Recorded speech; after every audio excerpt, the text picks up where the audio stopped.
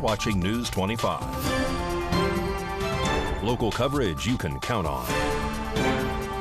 News 25 is brought to you by J.K. Nelson Law, voted best of Pahrump for 4 years. Give them a call, 775-727-9900. News 25 is also brought to you by Gunny's Air Conditioning and Heating. New, service, and repair. Call Gunny's, 775-727-6800.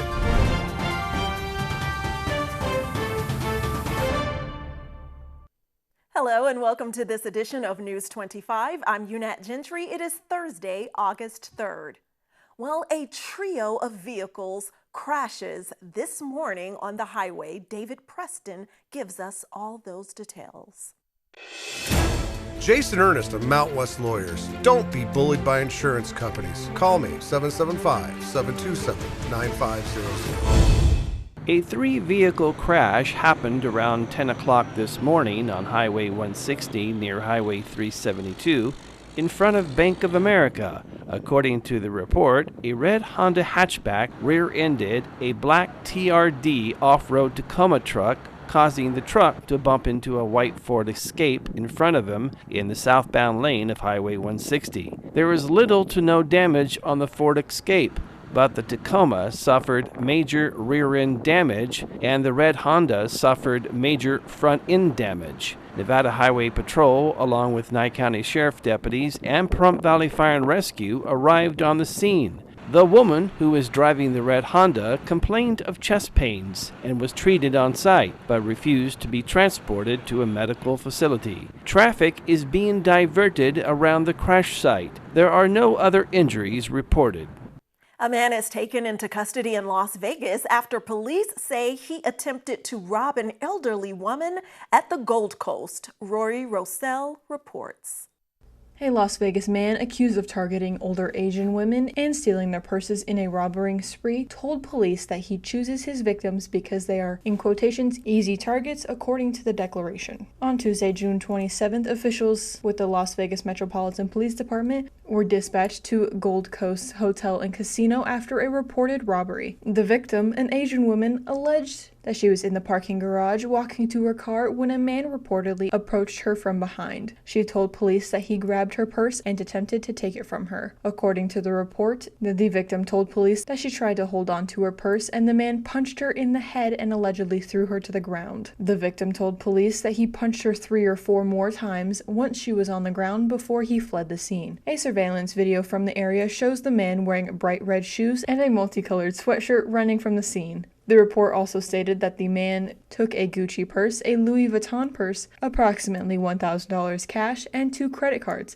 as well as a driver's license during this incident. According to the report, none of these items were recovered as of Wednesday. And a stolen vehicle is split in half during a fatal accident in Las Vegas. RJ Camacho gives us that information. Jason Ernest of Mount West Lawyers. Don't be bullied by insurance companies. Call me, 775-727-9500. A vehicle crash occurred in Vegas on August 2nd at approximately 11:57 p.m. when it reportedly lost control and struck a light pole, cutting the vehicle in half. 2 of the 5 occupants within the vehicle were pronounced dead on the scene, and a third was pronounced dead while being transported to a hospital. The other 2 were successfully transported to the University Medical Center with serious life-threatening injuries and are currently reported to be in critical condition. The North Las Vegas Metro Police Department, who are investigating the accident, has also reported that the vehicle involved in the accident was stolen out of the Henderson Police Department's jurisdiction. The identities of the deceased, as well as cause and manner of death, will be released by the Clark County Coroner's Office after the notification of their next of kin, and the investigation into the collision is still ongoing. A Las Vegas wrestling coach is taken into custody after police say a sexual assault report is filed against him. A 25-year-old man is now behind bars following claims of sexual assault by a former North Las Vegas high school student. According to the North Las Vegas Police Department, officers began investigating a possible sexual assault case involving an adult female who was a student at Mojave High School at the time of the alleged act on Saturday, July 8, 2023. The suspect, later identified as Reen Ruiz, was later arrested on August 1st in connection to the incident. He was booked into the North Las Vegas Community Correctional Center and is now facing charges of sexual assault, lewdness, a school employee engaging in sexual acts with a pupil 16 years or older, and contributing to the delinquency of a minor. Police say Ruiz was employed at the Clark County School District during the 2022-2023 school year as a temporary wrestling coach at Mojave High School, but was recently let go from his job. Authorities do, however, believe that the incident did not take place on school property. Anyone who may have been a victim of Ruiz or has information about this crime is urged to contact the North Las Vegas Police Department at 702-633-9111. Turning to international news, Russian shelling damages one of Ukraine's cultural landmarks known as St. Catherine Church and injures 8 people.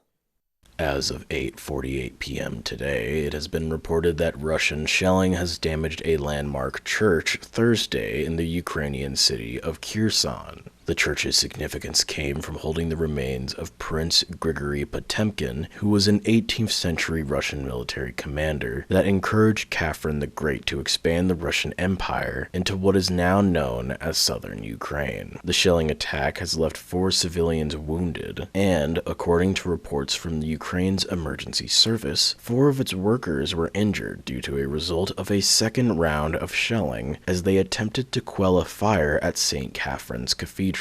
As the war continues and fighting rages on between Russian and Ukraine militaries, both civilians and cultural monuments of the nation are casualties in the crossfire. Reports from the Ukrainian president's office has stated as well that 2 people were killed over the past day in Russian attacks, one being in eastern Ukraine's Donetsk province and one in Zaporizhia province. According to the Ukrainian Air Force, Russia has also launched a wave of 15 Shahed drones against the Kyiv, but were reportedly shot down. Ukraine has continued to launch attacks as well deep into Russia. The Russian Defense Ministry stated that 7 Ukrainian drones were downed in the Kaluga region, about 90 miles, or 150 kilometers, south of Moscow, which twice hit buildings in the Russian capital that house some government ministries. An update on containment efforts of the York fire at the Nevada-California state line when News 25 returns.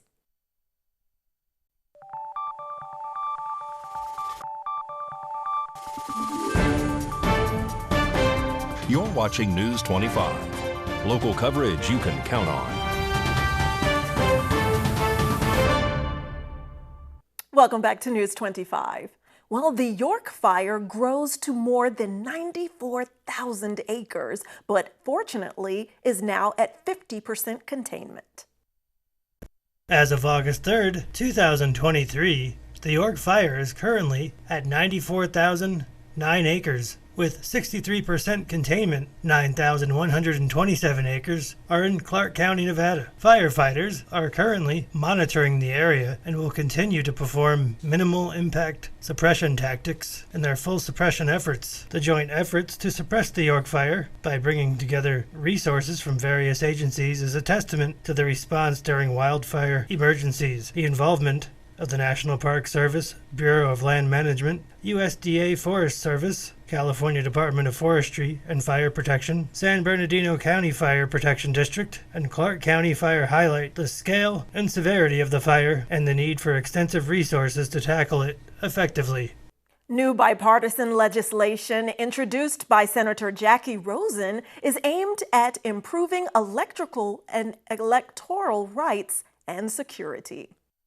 A new legislation was helped introduced by U.S. Senator Jackie Rosen, dubbed the Freedom to Vote Act. The Freedom to Vote Act aims to make it easier for those eligible to cast their ballot, bolster election security, and strengthen campaign finance laws in a bid to protect voting rights and, as Jackie Rosen states, strengthen democracy. According to a report by Jackie Rosen, the Freedom to Vote Act would ensure all voters have access to automatic voter registration through motor vehicle agencies, make Election Day a national holiday, allow voters access to same-day voter registration, require 15 days of early voting for federal elections, ensure all voters can request a mail-in ballot, increase protections for election administrators, workers, and volunteers against threats, provide $3.1 billion in grants for states to make election cybersecurity improvements, establish state redistricting criteria to prevent partisan gerrymandering, and require dark money groups to disclose donors who contribute more than $10,000. Senator Jackie Rosen went on to state that the right to vote is the bedrock of our democracy, which is why we need to stand up to protect this fundamental right in light of threats from lawmakers working to restrict access to the ballot.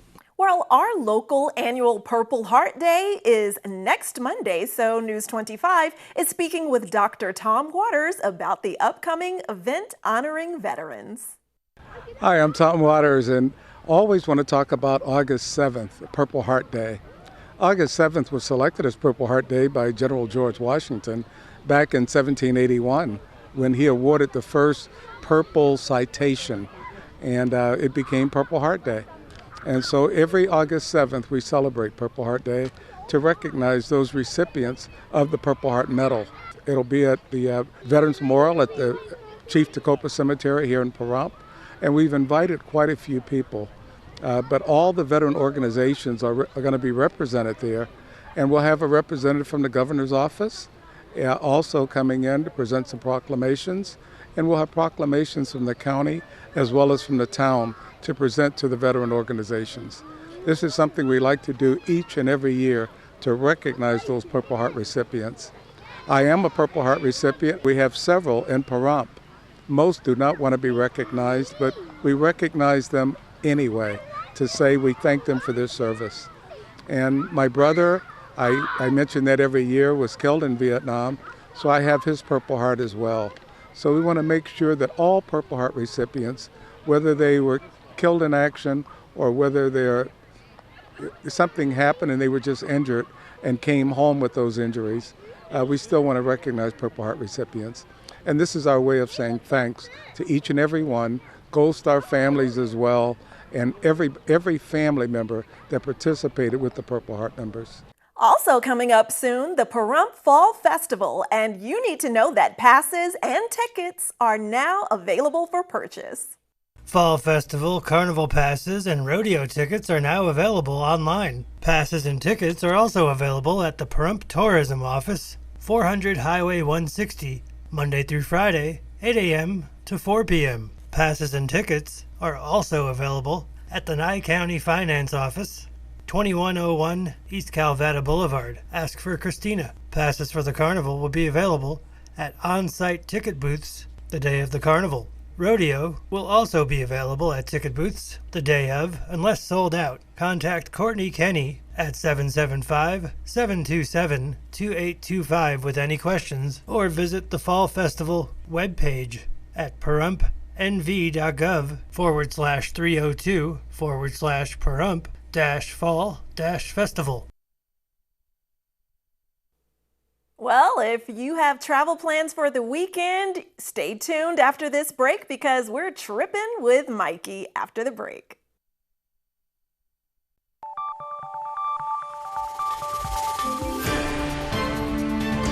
You're watching News 25. Local coverage you can count on.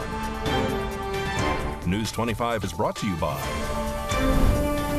Mountain West Lawyer, Injury Attorneys, 727-9500. Welcome back. Well, it's time for a new segment I'm dubbing Road Trippin' with Ruhan, and Mikey's here to give us another good tip about hitting the highway.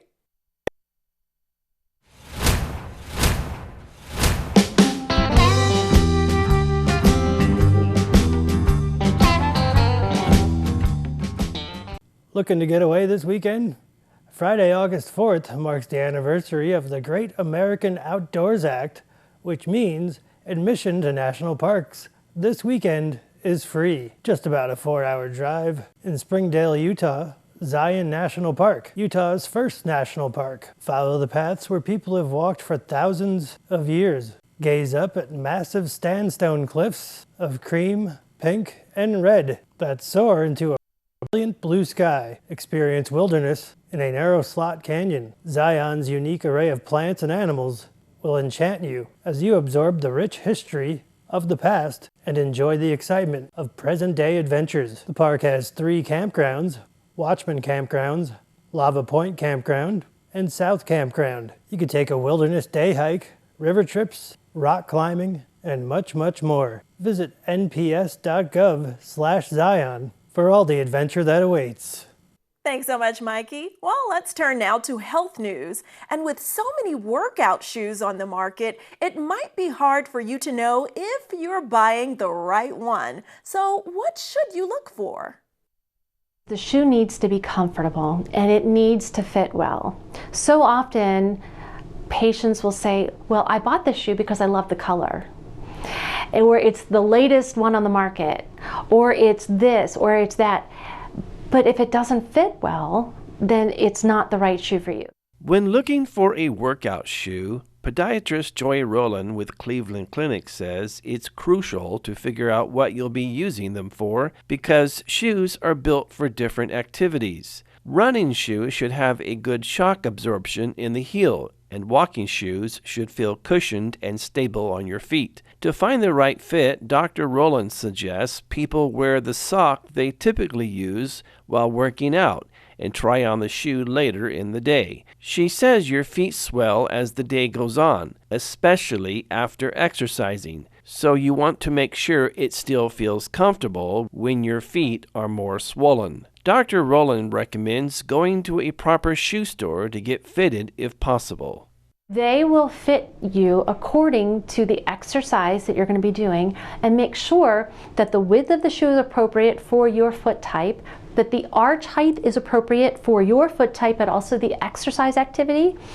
Also that the toe box and the shape of the toe area is appropriate for your foot type. It's also important for you to go see a podiatrist if your feet consistently hurt while you're working out.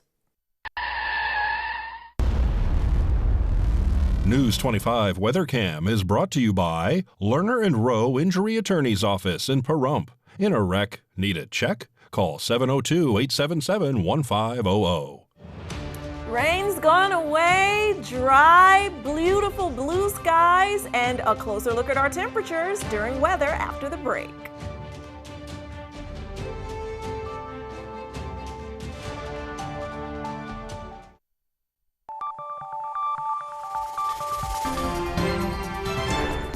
News 25 weather is brought to you by Dairy Council of Nevada. Undeniably delicious, undeniably dairy. Enjoy what's real.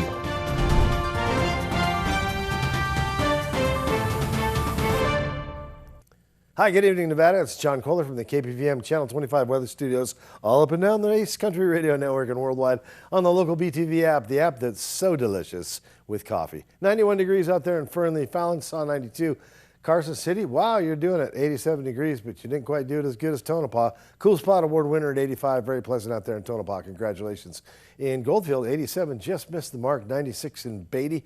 It's 102 in Amargosa, which seems like a not so hot spot, but still the hot spot. And in Las Vegas, it's 99 degrees.